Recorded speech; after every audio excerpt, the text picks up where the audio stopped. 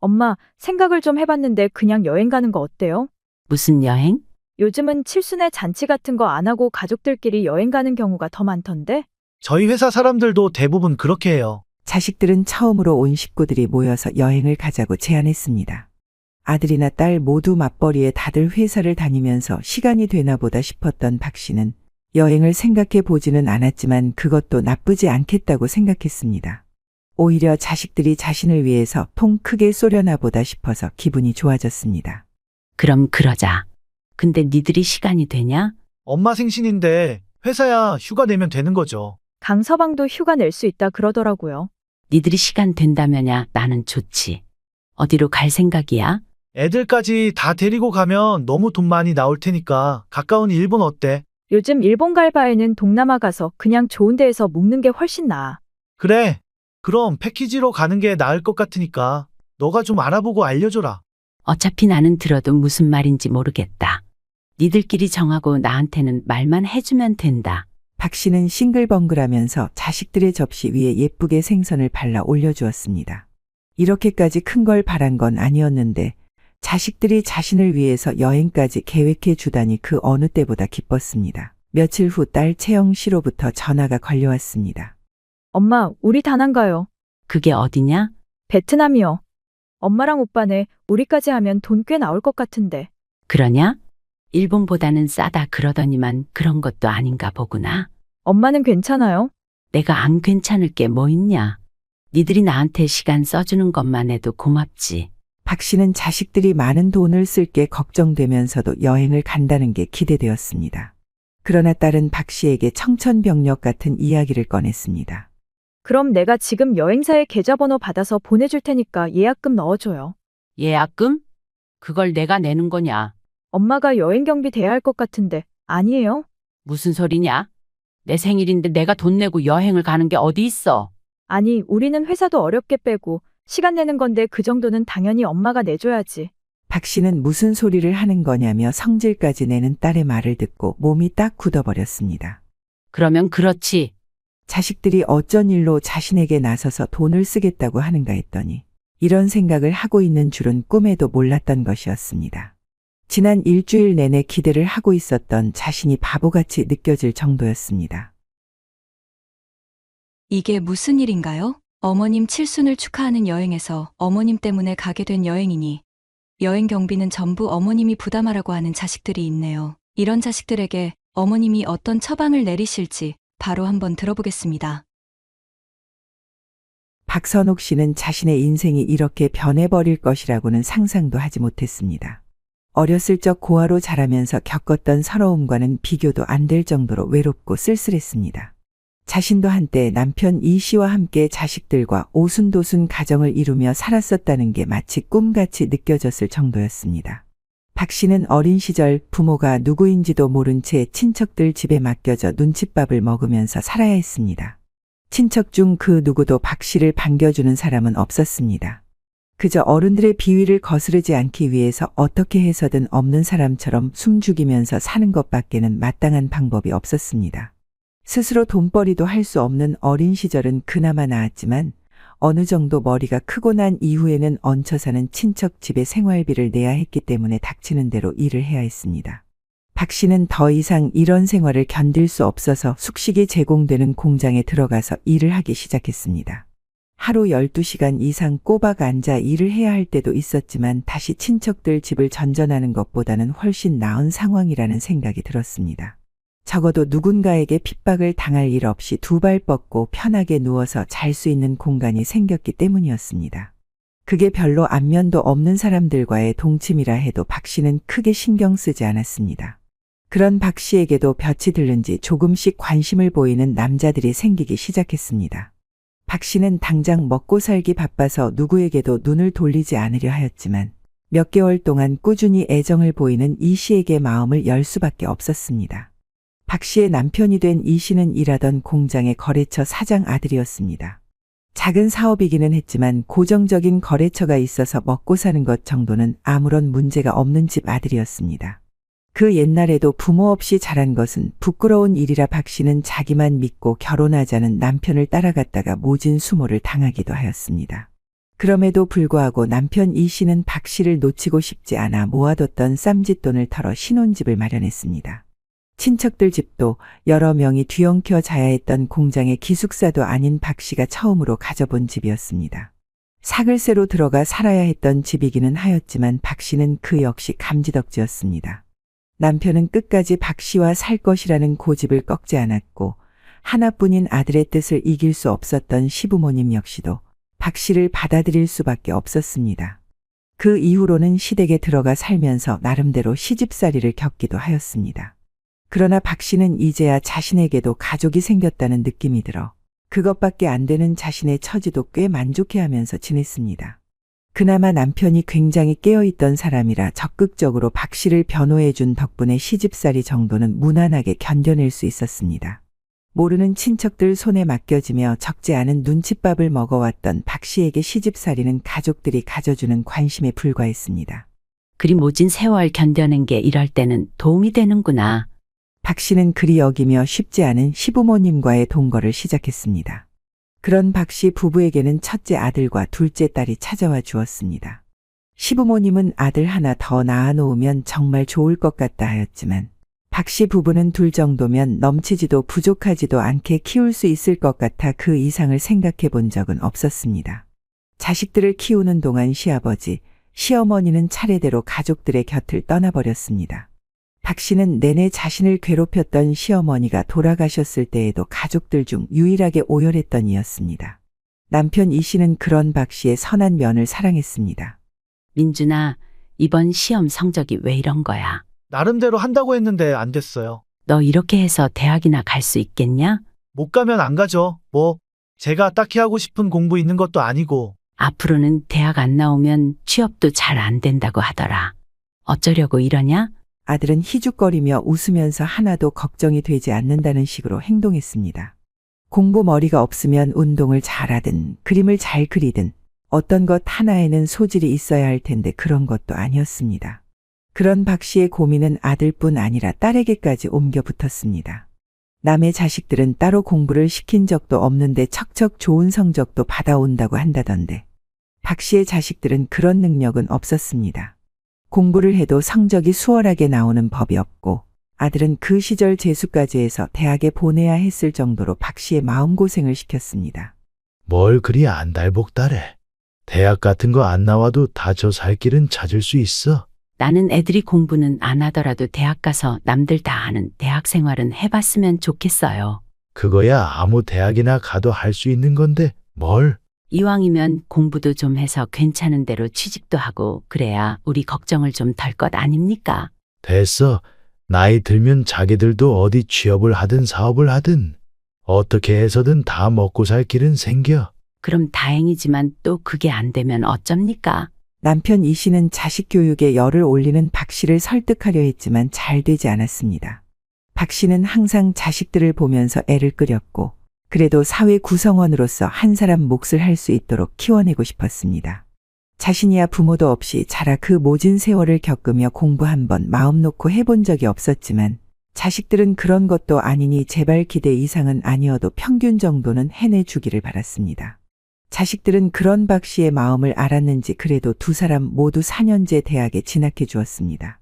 다른 집 자식들처럼 좋은 성적을 받아서 장학금을 타오는 일은 없었어도 졸업까지 하고 교수의 도움을 받아서 취업까지 해준 것만으로 만족스러웠습니다.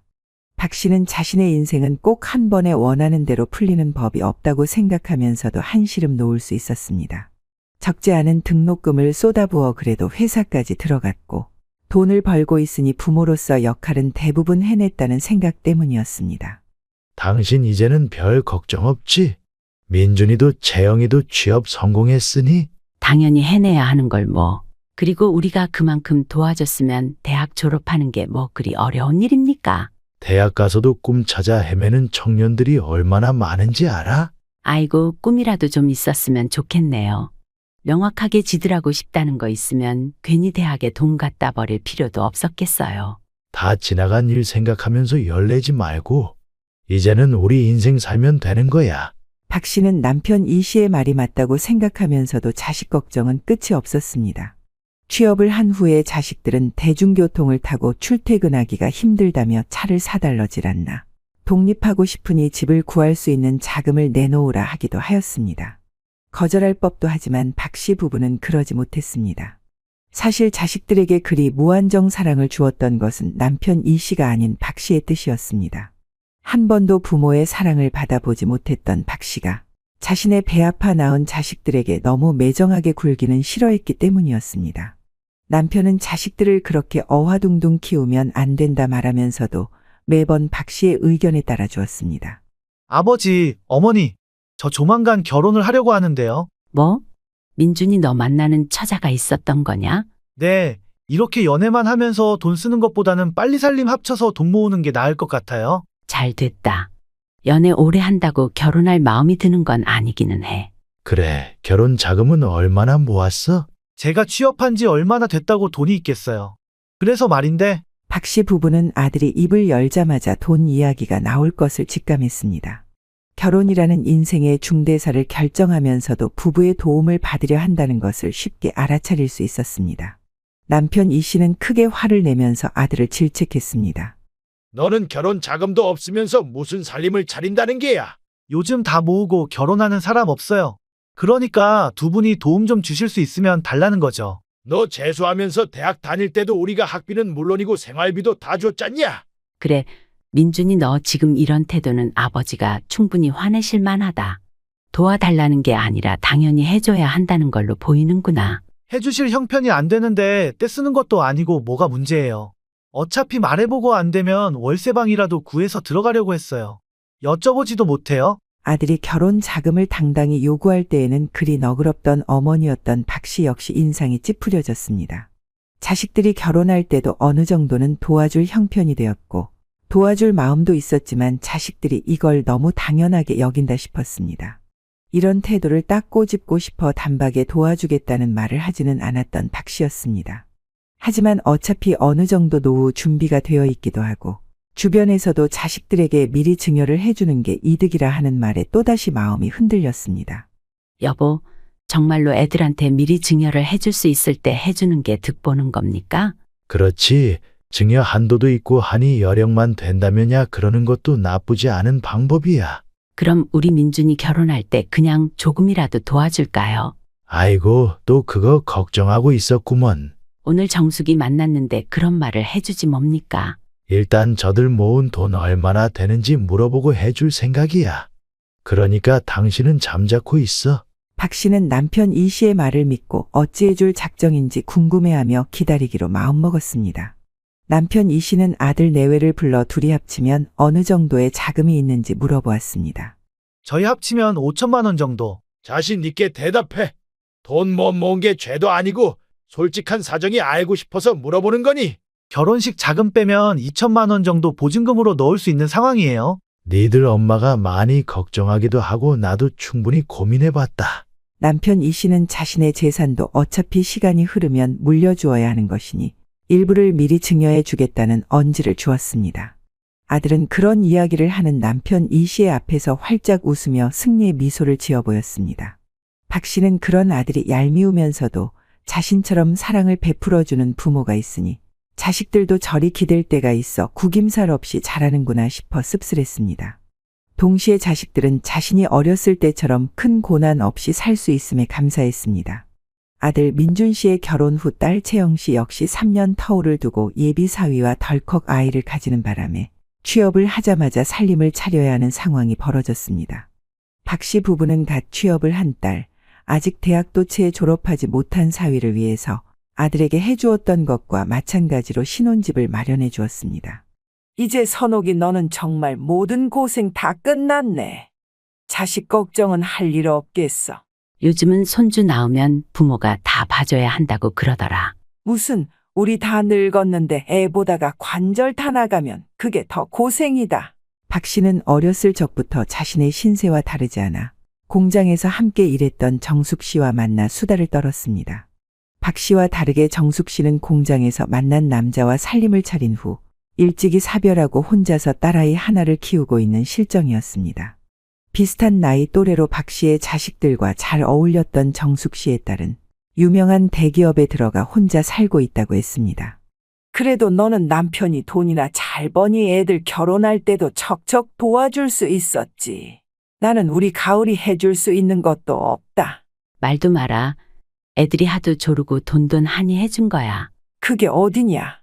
나는 우리 가을이 어렸을 때 밥도 풀떼기에만 먹게 한 게 그리 한인데. 가을이는 대기업 들어갔지 않냐? 나는 그렇게 저 알아서 잘 사는 자식 있는 너가 더 부럽다. 박 씨와 정숙 씨는 서로의 처지를 진심으로 부러워하고 있었습니다. 가족도 없이 혈혈단신 공장에서 일하며 만난 소녀들이 나이 60이 넘을 때까지 친구 관계를 유지할 수 있었던 건 이런 서로의 처지를 진심으로 이해하고 위로가 되어 주었기 때문이었습니다. 박 씨는 고민이 있을 때 정숙 씨와 만나 이야기를 하다 보면 가슴에 돌덩이가 하나 얹어져 있었던 것만 같은 느낌이 사라지는 것이 좋았습니다. 세월이 조금 더 흘러 남편 이 씨가 자다가 심장마비로 세상을 떠났을 때에도 자식보다 가장 먼저 달려와 주었던 것이 바로 정숙 씨였습니다. 예, 선호가. 이게 무슨 일이냐? 정수가 아침에 일어났더니 자는 것처럼 조용히 가 있더라. 나 이제 어떻게 사니? 이 박복한 년 이제 좀 남편이랑 둘이 잘 살아보나 했더니 박 씨에게 정숙 씨는 거의 친정 식구들과도 같은 의미였습니다. 그 어려운 형편에도 박 씨에게 10원 한 장 빌린 적 없었던 정숙 씨에게 기대지 않는 것이 더 이상한 일이었습니다. 하지만 박 씨에게 소중한 사람들은 왜 그리 빨리들 떠나버리는지 정숙 씨 역시 암에 걸려 일찍이 세상을 떠나버렸습니다. 하나 남은 자신의 벗인 정숙 씨의 치료비까지 대주며 지극정성으로 간호했던 박 씨는 세상이 무너지는 것만 같은 심정이었습니다. 자식들이 있기는 하지만 언제나 자신이 이 험한 세상을 버틸 수 있게 도와준 남편 이 씨와 정숙 씨마저 자신을 떠나버렸기 때문이었습니다. 가을아, 너희 엄마는 걱정하지 마라. 내가 장례 비용이고 뭐고 다 해결하마. 이모, 저희 엄마 진짜 호강시켜주고 싶었어요. 너 마음 다 안다. 너희 엄마도 너 그런 마음인 거 알아서 편하게 갈 거야. 박 씨는 세상에 홀로 남은 친구의 딸인 가을 씨가 꼭 자신과 같은 처지인 것 같아 매우 안쓰러웠습니다. 하루 쉬는 날도 없이 회사 일에 매달려 있었던 것도 정숙 씨와 함께 살 수 있는 자가를 마련하기 위함이라는 것을 알고 있었습니다. 그래도 자신과 친구처럼 어렸을 적 부모를 여인 것은 아니니 제 가정을 꾸리기만 한다면 자신처럼 기댈 곳이 생길 것이라 생각하며 위로를 해주었을 뿐이었습니다. 너 이제 엄마 보고 싶거든. 나한테 와라. 친정이라고 생각하고 편하게 들러. 이모, 감사해요. 가을 씨는 정말로 박 씨와 하였던 약속을 지켰습니다. 아들인 민준 씨와 딸 채영 씨가 찾아오지 않는 명절에도 가을 씨는 꼬박꼬박 박 씨의 집에 들러 시간을 보내다 돌아가곤 하였습니다. 박 씨는 이제는 자신이 자식들의 기댈 곳이 되어 주어야 하겠다는 생각으로 마음을 단단히 먹고 버티고 있었습니다. 하지만 박 씨가 배 아파 낳은 자식들은 정작 그런 부모의 소중함을 크게 느끼지 못하고 살아가고 있다는 것이 문제였습니다. 이번 명절에도 못 오냐? 애 엄마 몸이 무겁잖아요. 1시간 거리긴 해도 요즘 배도 자주 뭉친다 그러고. 그런 거면 어쩔 수 없지. 그럼 내가 가랴? 운전도 못 하시는 분이 버스 타고 오시면 더 고생이에요. 그냥 집에서 쉬세요. 뭐 그래. 새아기 맛있는 거 많이 사주고 푹 쉬어라. 예, 엄마도 명절 잘 보내세요. 박 씨는 아들을 배려해 자신이 가보겠다고도 했지만 단칼에 거절하는 태도에 마음이 상했습니다. 자식들이 결혼을 하고 난 후에는 손주들과 함께 북적북적한 가정을 이루게 될 것이라 생각했건만 현실은 전혀 박 씨의 상상과는 달랐습니다. 오히려 자식들의 얼굴을 1년에 한두 번 보기도 어려워졌기 때문이었습니다. 박 씨는 못내 자신에게 무관심한 자식들이 서운했지만 뭐라고 한다고 해서 달라질 것도 없음을 잘 알고 있었습니다. 아들 민준 씨는 제 아내가 임신했다는 핑계로 처가 식구와 거의 합가를 하다시피 살고 있었습니다. 딸은 어린 자식을 데리고 이동하는 게 번거롭다면서 박 씨에게 얼굴을 비추지 않았던 게 한참 된 이야기였습니다. 최근 몇 년 동안 박 씨는 홀로 명절을 보내는 것이 익숙했습니다. 이모, 저 왔어요. 가을이 왔냐? 손에 뭘 이렇게 한가득 들었어. 이리 줘라. 이건 이모 선물. 이건 같이 먹으려고 음식 좀 해왔어요. 세상에 이걸 너 혼자 다 했냐? 매년 엄마랑 하던 건데 돌아가신 후에 딱 끊을 수가 없어서요. 가을 씨는 박 씨의 자식들보다 더 꼬박꼬박 얼굴을 비추었습니다. 박 씨 역시 중요한 날마다 자신을 찾는 가을 씨가 싫지 않았습니다. 혼자 적적하게 지내는 게 하루 이틀 일도 아니지만 세상 사람들 모두 가족들과 함께 시간을 보내는 명절만큼은 서러운 감정이 몰려왔기 때문이었습니다. 그런 박 씨의 마음을 알기라도 한다는 듯 가을 씨는 명절은 물론이고 신년, 박 씨의 생일을 단 한 번도 놓치지 않고 챙겼습니다. 박 씨는 그런 가을 씨를 보면서 자신의 자식들보다 훨씬 낫다는 생각이 들었을 지경이었습니다. 그럼에도 불구하고 자식들이 보고 싶었던 건 당연한 마음이었습니다. 자식들은 물론이고 손주들의 얼굴도 한 번 보기 어려웠던 상황이었던 박 씨는 점점 자식들에 대해서 괘씸하다는 생각이 들면서도 그리움이 함께 몰려왔습니다. 엄마, 지금 집에 있죠? 이제 곧 들어간다. 오전에 나갔다가 이제 집에 들어가는 길이거든. 다행이다. 저 급하게 어디 좀 가봐야 하는데 강서방이 시간이 안 돼서. 애 좀 봐줘요. 참나, 너는 이럴 때만 나 찾는 거냐? 무슨 소리예요? 내가 상황이 안 돼서 그렇지. 아무튼 알겠다. 나는 집에 거의 다 왔으니까 얼른 애 데려다 놓고 볼일 보러 갔다 와라. 알겠어요. 나 저녁에 다시 데리러 올 테니까 오랜만에 손녀랑 시간 좀 보내고 있어요. 딸 채영 씨는 그렇게 자신이 볼 일이 있을 때에만 박 씨를 찾았습니다. 박 씨는 딸이 그리 이기적으로 구는 것을 모르지 않았지만 손녀를 볼 수 있었기 때문에 크게 서운한 티를 내지는 않았습니다. 사모님, 손녀가 있으셨어요? 우리 딸 자식이 자주 안 와서 못 봤나? 예, 그동안 한 번도 안 맡기셔서 그런가. 저는 자녀분들 결혼하신 줄도 몰랐네요. 아들도 자식 둘이나 있고 딸도 요놈 하나 키우고 있어. 박 씨는 오랜만에 손녀를 안아들고 놀아주며 집안일을 봐주고 있는 가정부에게 자랑을 했습니다. 한편으로는 일한 지 반년이나 된 가정부가 손주들을 한 번도 본 적이 없을 정도로 자신에게 들러 시간을 보낸 적이 없다는 것으로 느껴져 씁쓸하기도 했습니다. 그럼 저번에 봤던 그분이 따님이셔요? 며느리셔요? 누구 말하는 거요? 왜, 호리호리하고 단발머리 한 그 아가씨 있잖아요. 아, 가을이 말하는 거구만.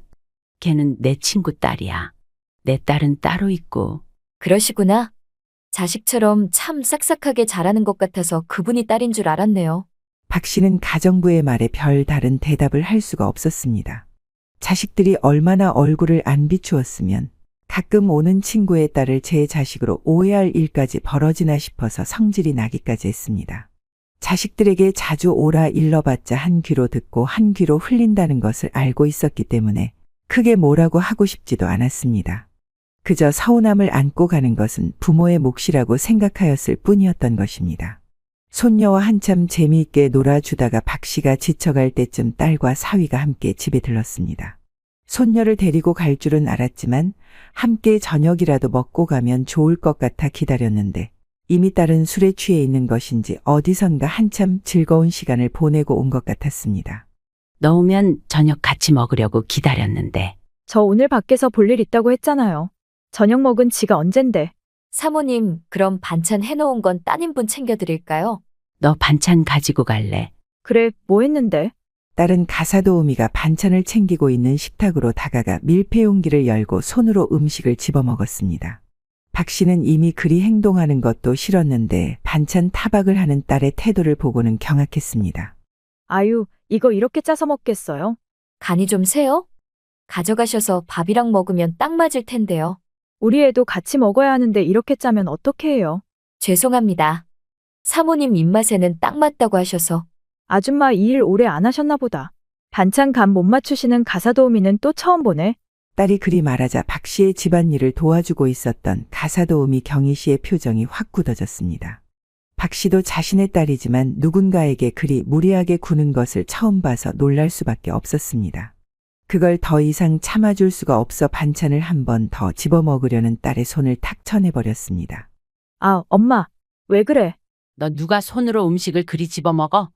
그리고 말하는 태도가 그게 뭐야? 왜 엄마 입맛이 좀 이상해졌나? 이렇게 짠데 어떻게 먹는데? 먹기 싫으면 먹지 마라. 누가 보면 너더러 좀 가지고 가달라고 사정한 줄 알겠다. 가져가래도 안 가져가. 정말 이상하네. 볼일 다 봤으면 얼른 가라. 괜히 우리 집 살림에 가타부타 말 얹지 말고. 박 씨는 그리 보고 싶었던 딸이었건만 지금만큼은 얼른 집으로 돌아가 주었으면 하였습니다. 딸이 그렇게 예의 없이 굴 것이라고는 상상도 하지 못했기 때문이었습니다. 얼른 딸을 돌려보내고 기분이 상했을 경희 씨를 달래주려는 심산이었습니다. 딸 채영 씨는 그런 박 씨의 태도가 불쾌하다는 듯이 얼른 손녀를 안아들었습니다. 사위도 어색한 듯이 웃으면서 고개를 꾸벅 숙여 박 씨에게 인사를 건넬 뿐이었습니다. 딸 내외가 손녀를 데리고 돌아가자마자 박 씨는 가사도우미 경희 씨 손을 붙들고 사과했습니다. 정말 미안해. 우리 딸이 나쁜 애는 아닌데. 아유, 괜찮습니다. 지금 생각하니 음식이 좀 짜게 된 것 같기도 해요. 에이, 무슨. 내 입맛에는 딱 맞으니 딸아이 말은 정말 신경 하나도 안 써도 돼. 박 씨는 그 달에는 경희 씨의 월급을 조금 더 주어야 되겠다고 생각했습니다. 돈으로 모든 것을 해결할 수 있는 것은 아니지만 자신 때문에 이런 수모를 겪게 한 것에 대한 미안함의 표시를 할 방법을 고민하다 내린 결론이었습니다. 자신만 보면 무언가 뜯어먹을 궁리를 하는 자식들을 잘못 키웠다 생각했던 박 씨는 다시 한번 고민에 빠졌습니다. 지금부터라도 자식들에게 무언가 금전적으로 도움을 주는 것은 멈추어야 하겠다는 생각이 들었기 때문이었습니다. 자신이 아무리 부모 없이 자라내리 사랑이라는 것을 배워본 적이 없다고는 해도 떠난 남편의 말 맞다나 그게 꼭 돈을 주어야만 하는 것은 아니었습니다. 그동안 손주를 낳았으니 차를 사달라고 한다거나 산후조리비를 마땅히 대주어야 하는 것처럼 굴었던 자식들의 버릇을 이제라도 고쳐 놓아야 하겠다고 여겼습니다. 당장 박 씨와 가장 가까웠던 친구 정숙 씨만 보아도 형편이 넉넉지 않았음에도 불구하고 가을 씨를 훌륭하게 키워낸 것을 보면 그것만이 답이 되겠다는 생각이 들었습니다. 그러고 보니 선옥이가 올해 일흔인가? 이제 곧 일은 살생일 다가오네요. 칠순 잔치 같은 거 안 하나? 우리 나이에 한 살 먹는 게 뭐 좋은 일이라고 잔치까지 합니까? 그래도 자식들이 부모 챙길 날이 뭐 있어? 그런 거라도 해야지. 맞아. 나만 해도 몇 년 전에 자식들이 뷔페인가 빌려서 간단하게 해줬는데. 박 씨는 오랜만에 개를 들고 있었던 친한 지인들을 만나 수다를 떨다 어느덧 자신도 일흔의 나이가 다가왔다는 것을 실감했습니다. 박 씨도 나이를 먹을 만큼 먹었건만 모임 내에서는 나름대로 막내 역할을 맡고 있어 이런저런 훈수들이 빗발쳤습니다. 당연히 이런 이야기를 듣고서는 박 씨도 기대감이 있을 수밖에 없었습니다. 주변 사람들 역시 자식들과 그리 가까이 지내지는 않더라도 칠순에는 자식들이 잔치도 열어주고 주변 사람들을 대접하는 자리를 마련한다는 것을 들었기 때문이었습니다. 박 씨는 달력을 보며 자신의 칠순이 채 한 달도 남지 않았다는 것을 깨달았습니다. 나이 먹는 건 그리 좋은 일이 아니라도 가족들이 자신의 생일을 축하해 줄 것만 같아 은근한 기대감을 품고 있었습니다. 이에 박 씨는 자식들이 무언가를 준비하고 있다면 친한 사람들을 초대하고 싶어 아들에게 전화를 걸어 슬쩍 떠보기로 마음먹었습니다. 민준이냐? 너 요즘 왜 이렇게 연락도 없는 거야? 별일도 없는데 무슨 연락을 드려요? 무소식이 희소식이에요. 별일이 있어야만 연락을 한다는 게야? 그럼 내 장례식에나 찾아오려고 그러는 거야? 또 무슨 말씀을 그렇게, 무슨 일이세요? 박 씨는 아들과 전화 통화를 시작하자마자 기분이 상해버렸습니다. 가까이 살면서 자신을 살뜰하게 챙기는 것까지는 바라지 않아도 안부 전화 정도는 할 수 있을 터. 아들은 그런 것에 대해서 박 씨가 서운함을 느끼는 것조차 성가신 일이라 여기는 모양이었습니다. 너 다음 달에 내 생일 있는 거 알고는 있냐? 벌써 그렇게 됐어요? 연말 된 줄도 몰랐는데 시간 진짜 빠르네요. 나 올 해로 일은 된다. 내 얼굴 볼 날 얼마 남지도 않았으니 잘해. 속 안 썩이고 알아서 잘 사는 게 잘하는 거죠. 뭘. 아들은 박 씨의 말에도 심드렁하게 대답할 뿐이었습니다.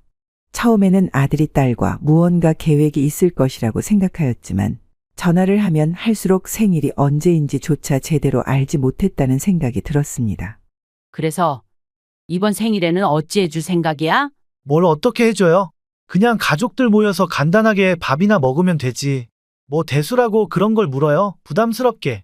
야, 다른 집 자식들은 칠순이라고 이것저것 다 준비한다 그러는데 너는 장남이 되어서 너무한 것 아니냐? 매번 생일은 돌아오는데 뭘 그런 걸로 서운하셨어요. 그럼 안 서운하게 생겼냐? 박 씨는 자신도 모르게 소리를 빽 질러버렸습니다. 아들 민준 씨는 박 씨의 태도에 어이가 없다는 듯이 헛웃음을 칠 뿐이었습니다. 무언가 단단히 잘못되었다는 생각에 박 씨는 그대로 전화를 끊어버렸습니다. 아들에게서 다시 전화가 걸려왔지만 받고 싶지도 않아 그대로 휴대폰을 끄고 씩씩댔습니다. 다음 날 휴대폰을 켜보니 아들뿐만 아니라 딸 채영 씨에게서 온 전화도 몇 통이 찍혀 있었습니다. 상황을 미루어 보아 아들이 제 여동생인 채영 씨에게까지 전화를 한 모양이었습니다. 딸이 무슨 이야기를 할까 궁금해진 박 씨는 이른 아침부터 딸에게 전화를 걸었습니다. 나다. 엄마, 왜 이렇게 전화가 안 돼요? 전화 받기 싫어서 잠시 꺼뒀다. 무슨 일이야? 오빠한테 들었어요. 엄마 생신 다음 주더만. 뭐 가지고 싶으신 거 있어요? 너는 이번 생일이 내 칠순인 거 알기는 아냐? 알지, 그럼. 뭐, 친구분들 모시고 잔치라도 열어드려? 그런 걸 꼭 내 입으로 말해야만 해주겠다는 거냐. 니들도 참 정말 너무한다. 아이고, 우리 엄마 아직도 생일 챙기고 싶은 소녀네, 소녀. 너도 그런 쓸데없는 말이나 할 거면 끊어라. 내가 니들을 잘못 키웠다. 아, 알겠어요. 일단 오빠랑 상의 좀 해보고 말씀드릴 테니까 좀 기다려보세요. 박 씨는 엎드려 절받기나 다름없는 이 상황이 마음에 들지 않았습니다. 그러나 자신의 생일에 아무것도 해주지 않으려는 자식들에게 이런 것이라도 얻어내야 속이 풀릴 것 같은 마음이 들었습니다. 박 씨는 딸과 전화를 끊고 자식들이 어떻게 나오는지 지켜볼 심산이었습니다. 이렇게 자신이 밑밥까지 다 깔아준 상황에서 최소한의 자식 도리를 하지 않는다면 정말 오만정이 다 떨어질 것만 같은 마음이었습니다. 그래도 설마 하니 자식들이 이런 자신의 마음까지 몰라줄까 싶은 마음 반, 자신에게 무언가 뜯어낼 게 있을 때에만 설설대는 놈들이니 안 봐도 뻔하다는 마음 반. 기쁜 날을 앞둔 박 씨의 마음은 더없이 혼란스러웠습니다. 그러면서도 자신의 칠순 잔치는 어떤 일이 있어도 하게 될 것이라는 믿음이 있었습니다. 그런데 자식들은 오랜만에 박 씨의 집을 찾아와 뜻밖의 이야기를 꺼냈습니다. 엄마, 생각을 좀 해봤는데 그냥 여행 가는 거 어때요? 무슨 여행? 요즘은 칠순에 잔치 같은 거 안 하고 가족들끼리 여행 가는 경우가 더 많던데? 저희 회사 사람들도 대부분 그렇게 해요. 자식들은 처음으로 온 식구들이 모여서 여행을 가자고 제안했습니다. 아들이나 딸 모두 맞벌이에 다들 회사를 다니면서 시간이 되나 보다 싶었던 박 씨는 여행을 생각해 보지는 않았지만 그것도 나쁘지 않겠다고 생각했습니다. 오히려 자식들이 자신을 위해서 통 크게 쏘려나 보다 싶어서 기분이 좋아졌습니다. 그럼 그러자. 근데 니들이 시간이 되냐? 엄마 생신인데 회사야 휴가 내면 되는 거죠. 강서방도 휴가 낼 수 있다 그러더라고요. 니들이 시간 된다면야 나는 좋지. 어디로 갈 생각이야? 애들까지 다 데리고 가면 너무 돈 많이 나올 테니까 가까운 일본 어때? 요즘 일본 갈 바에는 동남아 가서 그냥 좋은 데에서 묵는 게 훨씬 나아. 그래. 그럼 패키지로 가는 게 나을 것 같으니까 너가 좀 알아보고 알려줘라. 어차피 나는 들어도 무슨 말인지 모르겠다. 니들끼리 정하고 나한테는 말만 해주면 된다. 박 씨는 싱글벙글하면서 자식들의 접시 위에 예쁘게 생선을 발라 올려주었습니다. 이렇게까지 큰 걸 바란 건 아니었는데 자식들이 자신을 위해서 여행까지 계획해 주다니 그 어느 때보다 기뻤습니다. 남편이 먼저 떠나고 난 후에는 가족들끼리 이렇다 할 여행도 가본 적이 없어서 더욱 그랬습니다. 이제는 자식들과 여행을 갈 일 같은 건 없다 생각했는데 이런 특별한 날도 찾아오는구나 싶어 사실 지금까지 서운했던 마음도 사라지는 것 같은 느낌이었습니다. 이모는 좋겠네. 아, 좋다 마다. 걔네가 어쩐 일로 여행을 다 가자고 하더라니까. 어디로 가기로 했어요? 글쎄다. 채영이가 알아보고 민준이한테 알려준다 그러던데. 이모 여권은 있어요? 있기는 있는데 하도 오래전에 만들어서. 예. 얼른 줘봐요. 유효기간 다 되면 못 쓰는데 빨리 준비해놔야지. 오랜만에 박 씨의 집에 들른 가을 씨는 박 씨의 여권을 받아들고 무언가를 확인하고 있었습니다.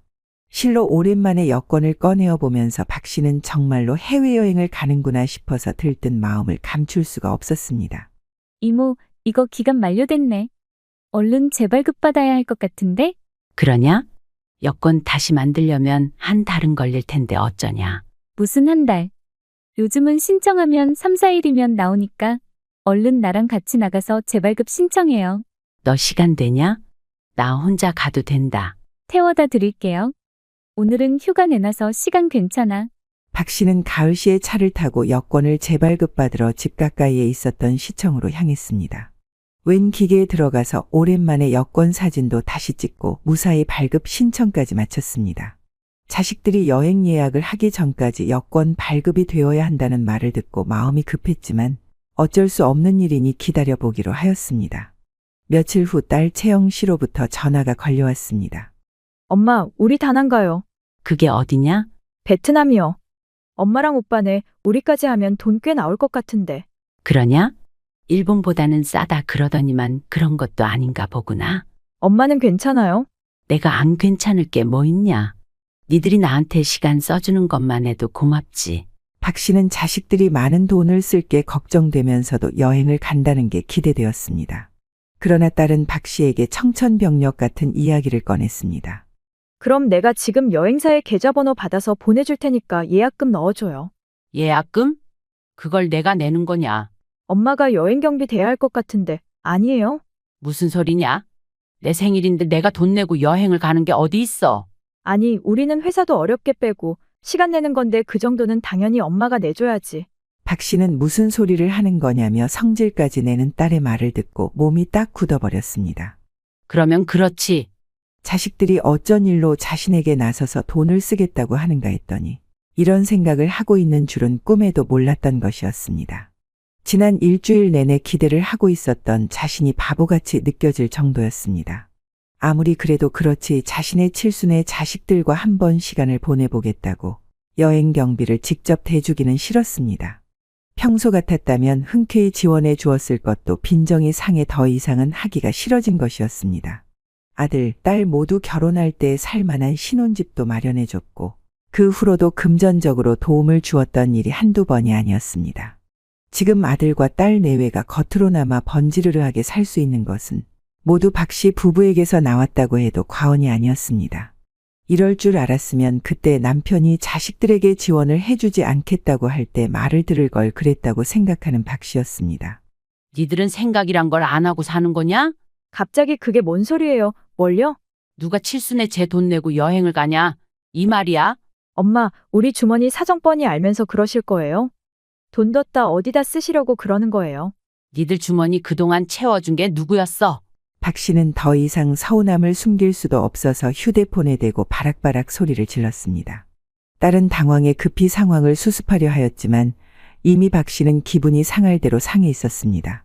그렇다고 해서 딸 입에서 자신들이 모든 경비를 부담하겠다는 말이 나오는 것도 아니었습니다. 박 씨는 여행이고 뭐고 자식들의 얼굴은 마주보고 있기도 싫었습니다. 딸과의 전화를 끊은 후 자식들이 해주지 않는다면 자신이 직접 칠순 잔치를 준비해야겠다는 생각이 들었습니다. 주변 지인이 많았던 것은 아니라서 작은 식당을 알아보고 칠순 잔치를 위해서 통째로 빌릴 수 있는지를 물어봐 가면서 자신의 70번째 생일을 준비했습니다. 어렸을 적에는 고아로 자라면서 자신의 생일을 챙겨준 이 없었고 나이가 드니 자식들에게도 외면을 받아 스스로 준비해야 하는 것이 무척이나 서러웠습니다. 이런 상황에서 생일을 쓸쓸하게 보내는 것은 더 싫어서 평소에 자신과 가까이 지냈던 사람들이라도 초대를 해서 함께 시간을 보내고 싶었던 박 씨였습니다. 이모, 여권 찾으러 갔어? 아니, 나 여행 안 가기로 했다. 왜요? 아니, 저 퇴근하고 집으로 갈 테니 만나서 얘기해줘요. 여권을 찾으러 갔냐며 전화를 하였던 가을 씨는 박 씨의 목소리가 심상치 않음을 느꼈습니다. 그래서 얼른 박 씨의 집에 들이닥쳤고 박 씨는 가을 씨에게 그동안의 일들을 이야기해 주었습니다. 자식들을 욕해봐야 자기 얼굴에 침 뱉는 것밖에 안 된다는 것을 알았지만 누구에게든 말을 하지 않으면 속이 터져 버릴 것만 같았습니다. 오빠랑 언니도 무슨 사정이 있었나 보네. 사정은 무슨 사정? 나한테 돈 다 내라 그러고 안 낸다 그러니 그때부터는 연락도 없다. 박 씨는 자신의 마음이 상했다는 것을 알면서도 어떤 연락도 하지 않는 자식들에게 더 실망했습니다. 그러니 가을 씨에게 자신의 속이 이렇게 썩어 문드러져 가는 것만 같다는 것을 털어놓을 수밖에 없었습니다. 가을 씨는 안타까운 표정으로 박 씨의 이야기를 들어주었습니다. 에이, 기분이다. 내가 우리 엄마한테 못해줬던 거 이모한테 해줄게. 뭘 말이냐? 이모 칠순 잔치하고 싶은 거 아니에요? 꼭 하고 싶다기보다는 이제 오기가 생겨서 그렇지. 그러니까 내가 준비해 줄 테니까 이모는 가만히 있어요. 됐다. 내가 이미 식당도 여러 군데 알아보고 준비하고 있다. 에이, 이모는 가만히 있으래도? 나도 엄마한테 한 번도 못 해드려서 마음 편하지 않았는데 이모한테라도 해주게.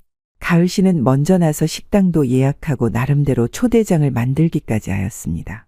예쁜 종이에 적힌 자신의 고이연에 모신다는 문구를 어루만져 본 박 씨는 무언가 가슴속에서 울컥 올라오는 것 같은 느낌이 들었습니다.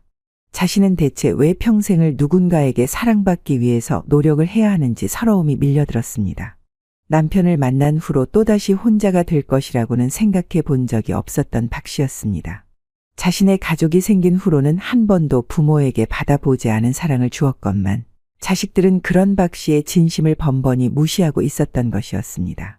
박 씨는 그나마 가을 씨라도 자신의 옆에 있어 주어서 정말 다행이라는 생각이 들었습니다.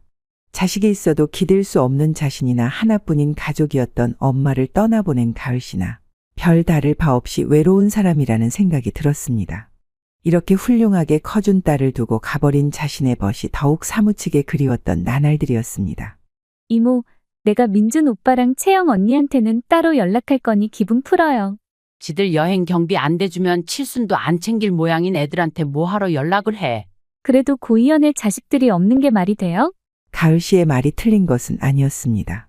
고아로 자라면서 결혼식에 부모님이 없는 경우에도 하다못해 가까운 친척들이 대신 앉아주는 것이 가족이었습니다.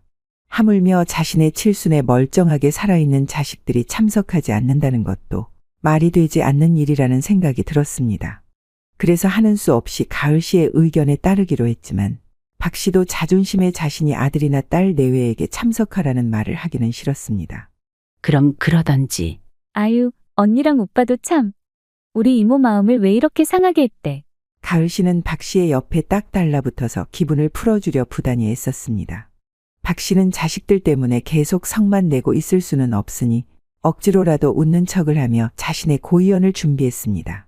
가을 씨 손에 붙잡혀 자신의 칠순 잔치에 입을 만한 한복도 빌려보면서 나름대로 즐거운 시간을 보내기도 하였습니다. 그때까지도 자식들이 아무런 소식도 없는 것이 내심 마음에 걸리기는 했지만 잘 알고 지내던 가을 씨가 연락까지 하겠다 하였는데 잔치 날에는 얼굴을 볼 수 있을 것이라 생각했습니다. 예, 가을아.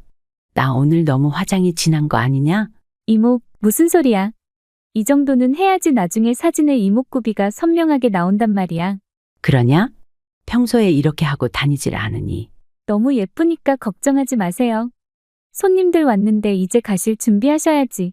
박 씨는 한복으로 갈아입고 오랜만에 어여쁘게 화장을 한 후 잔치 주인공인 자신을 위해 마련된 자리에 앉았습니다. 이미 사회자도 왔고 손님들 좌석은 거의 꽉 차 있었음에도 불구하고 아들과 딸 중 누구도 모습을 보이지 않았습니다. 잠시 어디를 나갔나 생각하려 해도 며느리나 사위, 손주들의 그림자조차도 보이지 않았습니다. 하지만 손님들 앞에서 이런 근심이 있다는 것을 티내기 싫어 그저 생글생글 웃을 뿐이었습니다.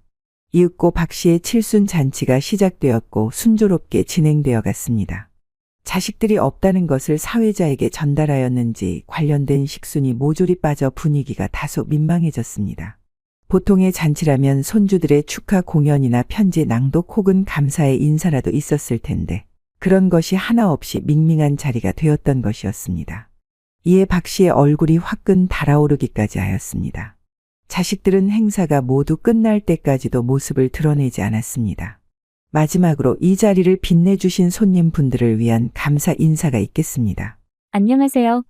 오늘 저희 박선옥 여사님의 고이연에 자리해 주신 분들 모두 감사하다는 말씀드리겠습니다. 정성껏 준비한 식사이니 맛있게 드시고 즐거운 시간 되시기를 바라겠습니다. 가실 때에는 답례품을 준비하였으니 꼭 챙겨가시길 바랍니다. 박 씨가 부끄러움에 차마 얼굴을 들지도 못하고 있을 때 가을 씨가 나섰습니다. 손님들은 박수를 치면서 다시 한번 박 씨의 칠순을 축하해 주었고 그렇게 자식들이 없는 칠순 잔치도 성공적으로 마무리되었습니다. 박 씨도 어느 순간까지는 부끄러움과 수치심이 몰려왔으나 가을 씨의 축사를 들으면서는 마음을 다잡을 수 있었습니다. 부모의 얼굴에 먹칠을 하기로 마음을 먹은 자식들이라면 더는 자신도 부모 역할을 할 필요는 없을 것이라는 생각이 들었던 것이었습니다. 박 씨는 가을 씨의 차를 타고 집으로 돌아가면서 많은 생각들이 스쳤습니다. 하지만 꼭 하나 가을 씨에게 말해야 할 것이 있었습니다. 가을아, 내 너한테 정말 미안하고 고맙다. 오늘 정말 고생했어. 뭘 미안해요. 이모가 좋았으면 했는데 내가 괜한 일을 벌였다 싶기도 하고. 두 사람은 서로에게 죄책감을 느꼈습니다. 가을 씨는 자신이 칠순잔치를 열어주겠다고 해놓고 일은 벌여놓았는데 정작 박 씨의 자식들이 참여하지 않아 분위기가 애매해진 것에 대한 미안함이 있었습니다. 두 사람은 서로에게 미안한 마음을 가지고 집으로 돌아왔습니다. 이모, 그럼 오늘 푹 쉬어요. 하루 종일 준비하고 사진 찍고 고생했어요. 가을이 너도 오늘 아침부터 너무 수고했다. 박 씨는 그것도 나름대로 행사라고 피곤해진 몸을 이끌고 집으로 돌아왔습니다. 혹여나 자식들이 집에 와 있지는 않을까 했지만 그 역시도 박 씨의 착각이었습니다. 불 꺼진 집에 터벅터벅 들어온 박 씨는 대충 씻은 후 얼른 침대에 누웠습니다. 째깍째깍 시계에 초침 가는 소리만 들렸고 그 숨막히는 정적 속에서 눈물을 흘렸습니다. 괜히 칠순잔치를 한다고 해서는 망신만 당하고 가을 씨를 고생시킨 것에 대한 미안한 마음이 뒤섞여 있었습니다. 이런 생각들을 하던 박 씨는 고단한 몸으로 일찍 잠에 들게 되었습니다. 아침에 눈을 뜬 박 씨는 어쩐지 어느 때보다 몸이 가뿐한 느낌을 받았습니다. 단잠을 이루어서 그런지 자신의 마음이 어느 정도는 정리가 되어서 그런지는 알 수 없었습니다. 박 씨는 며칠 후 자식들을 불러 모았습니다. 이번에는 아들과 며느리, 딸, 사위까지 모두 한자리에 불러 모았습니다. 박 씨가 기니 할 이야기가 있다고 하자 다들 허겁지겁 모인 것이었습니다. 니들 가을이가 내 칠순잔치 하느라고 오라는 소식 전했다던데 왜 참석 안 했냐? 박 씨가 질문을 던졌지만 그 누구의 입도 열리지 않았습니다. 박 씨는 애초에 자식들이 어떤 대답을 할 것이라고 생각하고 물은 것은 아니었습니다. 지난 며칠 동안 아들과 딸 내외가 저들끼리만 여행을 갔다 온 사실을 알게 되었기 때문이었습니다. 너희들은 내가 돈 안 대준다니까 여행 안 간다 하더니 니들끼리는 잘도 다녀왔더라. 이미 휴가는 내놨고 물을 수도 없으니 그랬죠. 엄마, 저희도 같이 가고 싶었는데 많이 화나신 것 같아서 일부러 그런 거예요. 그럼 고이연 한다는 소식 들었을 때라도 왔어야지. 미리 여행 예약은 다 해뒀고 돈도 다 넣어놔서 물을 수도 없는데 그럼 어떻게 해요? 돈 날리고 여행을 가지 않았어야 한다는 거예요? 니들은 단 한순간도 부모인 내가 우선시되는 법이 없구나. 박 씨는 자조적인 웃음을 지으면서 자식들을 둘러보며 말했습니다. 자식들은 딱히 할 만한 변명이 없는 것인지 입을 꾹 닫고 있었습니다. 박 씨는 이런 것들도 자식이라고 낳고 미역국을 먹은 자신이 원망스러웠습니다. 고아로 자라면서 자신에게 가족이 없는 것만큼 서러운 일이 없을 것 같았는데 알고 보니 가족들이 있는 것이 더 외로운 일이었습니다. 내가 생각을 좀 해봤다. 내가 부모에게 사랑을 못 받고 자라서 너희들에게 제대로 된 사랑을 못 주었나 하는 마음까지 들었어. 엄마, 진짜 그런 게 아니고요. 내 잘못이 맞다. 나처럼 궁핍하게 살게 하고 싶지 않아서 내가 너희들에게 과하게 해줬어. 그랬으면 안 됐는데 버릇 잘못 들인 내 탓이야. 저희가 잘못했어요. 다시는 이런 일 없게 할게요. 이제는 제법 빈말도 잘 나오는구나. 그런데 나는 이미 마음 굳혔다. 아들 내외와 딸 내외는 내내 바닥만 보고 있다가 박 씨를 올려다보았습니다. 분명 박 씨의 뒷말이 자신들에게 득이 될 리가 없다는 것을 직감한 것 같았습니다. 박 씨는 이제는 그런 애처로운 자식들의 눈을 봐도 흔들리지 않았습니다. 니들에게는 내 남은 재산 단 한 푼도 주는 일 없을 거다. 엄마, 갑자기 재산 얘기가 왜 나와요? 저희가 서운하게 한 건 맞지만 그렇게까지 얘기하실 필요는 없잖아요. 그럼? 재산은 줄 거지만 앞으로는 니들 사랑하는 일은 없을 거다. 그리 말해야 하냐? 박 씨는 자신의 지금까지 울분을 담아 소리를 질렀습니다. 자식들이 어떤 표정을 짓고 있는지 궁금했지만 눈물이 앞을 가려 잘 보이지 않았습니다. 옷소매로 거칠게 눈물을 닦아내고 제대로 보니 자식들은 그 상황에서도 인상을 찌푸리고 있었습니다. 박 씨는 그동안 자식들이 자신을 무언가 빼먹을 게 있는 대상으로만 보고 있다고 생각은 한 적이 있었지만 이토록 생경하게 욕망을 드러내고 있다는 것은 느끼지 못했습니다. 그제야 자식들의 눈에는 자신을 향한 존경이나 사랑은 없다는 것을 깨달았습니다. 너희들은 지금껏 부모로서 최선을 다한 나를 무시한 것과 다름없다. 내 마음 바꿀 생각 없으니 앞으로 내 눈앞에 얼씬도 하지 말아라. 엄마, 자식이라곤 저희밖에 없는데 그러지 좀 마세요. 어차피 가족밖에 모르는 사람이면서 이런 말 해봤자 통하겠어요? 그래요. 엄마, 저희 빼면 다른 가족들도 없으신데 사정 좀 이해해 주세요. 엄마가 저희랑 척을 지고 살아봤자 엄마 손해인 거 몰라요? 내가 고아라는 게 내 자식들에게도 약점이 될 줄은 몰랐구나. 듣자 하니까 말이 너무 심하시잖아요. 저희가 뭐 엄청나게 폐륜을 저질렀어요? 말을 자꾸 그런 식으로 하세요? 아들 민준 씨는 아주 당당한 태도로 박 씨를 몰아세웠습니다. 박 씨는 별반 다르지 않은 딸은 물론이고 남 이야기를 듣고 있다는 듯이 인상을 구기는 며느리와 사위 중 자신의 편은 아무도 없다는 것을 깨달았습니다. 이런 자식들을 그냥 둔다면 결국에는 자신의 재산을 서로 가지겠다며 서로를 헐뜯을 것이 뻔했습니다. 니들 말고 가족도 있잖냐, 가을이. 피가 섞인 가족이요.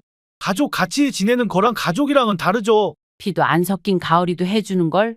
니들은 끝까지 모르는 척하고 뭐 얻어먹을 게 있을 때만 얼굴 빼꼼 비추고는 자식이라는 것 이용해. 내 등 처먹었던 거였냐? 결국 엄마 늙으면 모시고 사는 건 저희예요. 니들은 나 사지 정신 멀쩡할 때도 모르는 체하고 살면서 오락가락할 때 되면 찾아오려고 그러냐? 박 씨는 더 이상 자식들과 말이 통하지 않는다고 생각해 자리에서 벌떡 일어나 소리쳤습니다. 이렇게까지 말했건만 자식들은 박 씨가 뭐 어쩔 수 있겠냐는 표정을 하고 있었습니다. 나 가을이 입양할 거다. 남은 재산은 다 가을이 주고 갈 테니 그리 알아라. 엄마! 진짜 별소리를 다 하시네. 그게 정상적인 일이라고 생각하세요? 정신 좀 차리세요. 니들이 이러는 건 정상적인 일이냐? 나는 이제 너희들 자식이라 생각 안 하고 살련다. 그렇다고 남의 자식을 거둔다는 게 말이나 되는 일이에요? 부모 자식이라는 게 꼭 핏줄로만 맺어지는 건 아니거든. 이미 니들한테는 줄 만큼 줬고 내 남은 재산에서 노후에 쓸 돈 빼면 가을이에게 비슷하게 줄 수 있겠구나. 자식들은 박 씨가 혐오스럽다는 표정들을 지었습니다.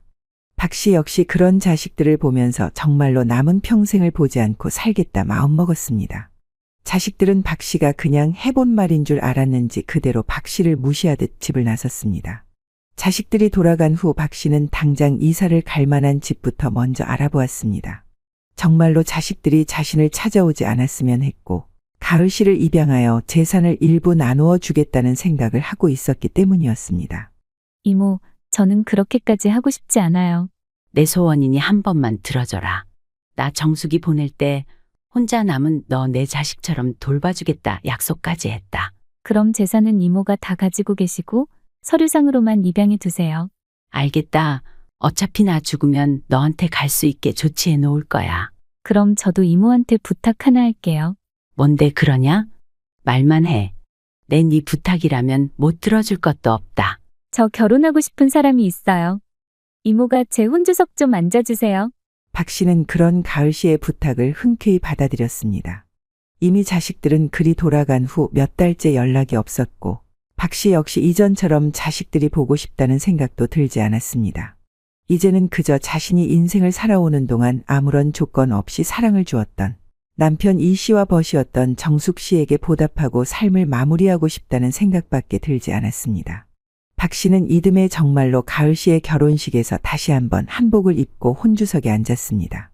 가을 씨를 양자로 들였다는 걸 알게 된 자식들이 한참이나 박 씨를 찾아 헤맸지만 이미 이사를 가고 휴대폰 번호도 바꾸어 버려서 찾을 방법은 없었습니다. 결혼을 한 후에도 가을 씨는 박 씨의 집을 친정처럼 드나들고 있습니다. 박 씨는 나이 70이 넘어서야 꼭 부모 자식 사이가 영원하지는 않다는 것을 깨달았습니다. 일평생 고아로 살며 마음 붙일 곳 없었던 자신의 생각이 잘못되었기 때문에 그리 외로웠다는 것을 느끼기도 하였습니다. 이리도 덧없는 것이 인생이며 동시에 꼭 피부치가 아니더라도 자신을 누구보다 사랑해 주었던 사람들이 있었음에 감사하며 자신에게 남은 삶을 즐길 수 있게 되었습니다. 박 씨는 자신이 이것을 조금만 더 일찍 깨달았다면 좋았을 것이라 생각하면서도 더 이상 쓸데없는 잡념에 사로잡혀 소중한 인생을 허비하지 않기로 마음먹었습니다. 네. 오늘 사연도 잘 들으셨나요? 댓글을 통해 생각을 풀어내시며 서로 공감을 나눠보세요. 사연을 보내주신 어머님, 아버님들의 이야기를 듣고 공감해주시는 구독자분들이 벌써 2만 명을 넘어섰는데요. 구독과 좋아요, 알람 설정을 통해 동참해주세요. 어르신들이 소통하시는 창구가 되어 사회 속에서 소외감을 느끼지 않으시도록 돕겠습니다. 오늘도 인생의 해안을 통해 들어주셔서 감사합니다.